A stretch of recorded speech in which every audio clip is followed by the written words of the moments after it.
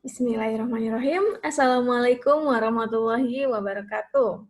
Bertemu lagi dengan Bu Ana hari ini. Kita akan belajar mata pelajaran matematika, yaitu bentuk pecahan. Untuk mengingat pelajaran sebelumnya, masih ingat ya, bentuk pecahan seperti ini. Apakah gambar pertama ini pecahan? Bukan ya, yang namanya pecahan tentu ada bagiannya. Kalau ini apa dong berarti? Ini adalah bilangan bulat, yaitu 1. Nah, ini ada 2 bagian, maka namanya 1/2. Ini ada 3 bagian, maka namanya 1/3, dan seterusnya. 4 bagian, 5 bagian, 6 bagian, dan seterusnya. Masih ingat ya? Oke, kita ke selanjutnya, yaitu ada bentuk pecahan, yaitu pelajaran kita hari ini. Bentuk pecahan, ada pecahan biasa. Seperti ini bentuknya, pecahan biasa yang kemarin sudah kita pelajari ya. Ada pecahan campuran, seperti ini bentuknya. Ada pecahan desimal, juga ada persen, seperti ini. Kita akan bahas satu persatu bentuk pecahannya. Disimak ya. Kita mulai yang pertama. Pecahan biasa. Pecahan biasa adalah bilangan pecahan yang hanya terdiri dari pembilang dan penyebut. Lihat, ada pembilang, ada penyebut. Masih ingat pembilang yang mana? Ya, pembilang yang atas ya, angka 2, 4, dan 10 ini. Penyebut yang? Ya, betul, penyebut yang bawah. Yang 3, 6, dan 15-nya ini. Seperti biasa ya. Selanjutnya, pecahan campuran. Pecahan campuran adalah bilangan yang terdiri dari bilangan bulat dan pecahan. Seperti ini contohnya, 3 sebagai bilangan bulat, 1/3 sebagai bilangan pecahan. Pecahan campuran diperoleh apabila pembilang lebih besar dari penyebutnya. Jadi dari pecahan biasa kita bisa merubahnya menjadi pecahan campuran, asalkan pembilangnya harus lebih besar dari penyebutnya. Yang di atas pembilang harus lebih besar dari penyebutnya. Caranya bagaimana? Nah, ini dia caranya. Caranya adalah pembilang dibagi dengan penyebutnya. 15 dibagi dengan 4. Sudah bisa ya pembagian susun?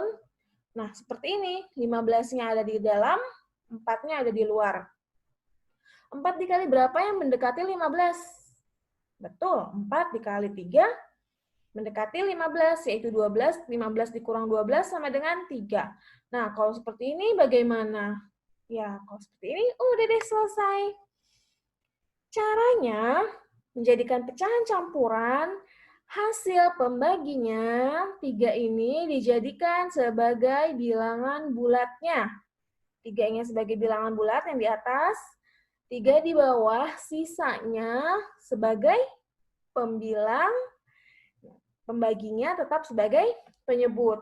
Nah, untuk pecahan biasa menjadi pecahan campuran maupun pecahan campuran menjadi pecahan biasa, penyebutnya tidak akan berubah. Penyebutnya akan tetap sama. Kalau di sini per 4, nah di pecahan campuran juga pasti per 4. Jadi ini ya, 3/4. Nah, kalau ini kan pecahan biasa kita rubah menjadi pecahan campuran. Terus gimana kalau pecahan campuran bisa nggak ya kita rubah menjadi pecahan biasa? Tada, ternyata bisa. Dari pecahan campuran ke pecahan biasa. Seperti ini caranya. A ini sebagai bilangan bulat, B per C sebagai bilangan pecahan. Jadi caranya adalah A dikali C, bilangan bulat dikali penyebut, lalu ditambah B, lalu ditambah pembilangnya per C. Tadi Ibu bilang ya, kalau pecahan itu penyebutnya tidak berubah. Jadi A dikali C ditambah B per C. Seperti ini contohnya, ada 2, 1/2. Kita buat pecahan campuran ini menjadi pecahan biasa. 2 dikali 2, 2 dikali 2 ditambah 1 sebagai pembilang. Per-nya tetap per 2. 2 dikali 2 berapa? 4 ditambah 1. 4 ditambah 1 sama dengan 5. Jadi 5/2. Pembilang lebih besar dari penyebutnya. Gitu ya, ngerti kan? Oke, next kita lanjut. Pecahan desimal. Pecahan desimal adalah bilangan yang terdiri dari per 10, per 100, per 1000, dan seterusnya. Pecahan desimal ditulis dengan tanda koma. Ya, tadi Bu bilang di sini ada per 10, per 10, ada per 100, ada per 1000, juga ada per 10.000. Boleh yang lainnya seterusnya, per seterusnya. Nah, kalau per 10, lihat.